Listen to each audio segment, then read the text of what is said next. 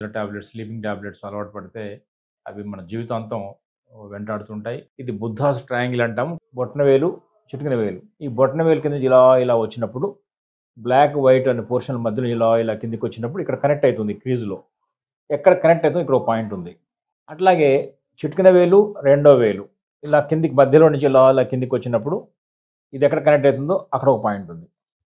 అట్లాగే ఈ క్రీజ్ నుంచి రిస్ట్ క్రీజ్ నుంచి కరెక్ట్‌గా 3 ఫింగర్స్ పెట్టండి. ఎవరికి వాళ్ళే పెట్టండి.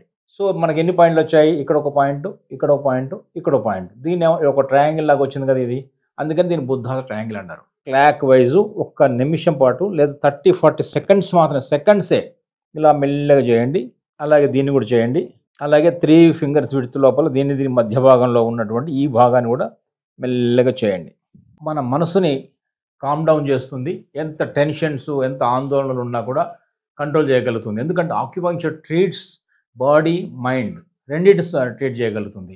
P6, H7, LU9 ఈ 3 పాయింట్స్‌ని మనం చేసినట్టయితే మనస్సు కామ్ డౌన్ అవుతుంది. అలజడి తగ్గుతుంది. నిద్రకు ఉపక్రమిస్తాము.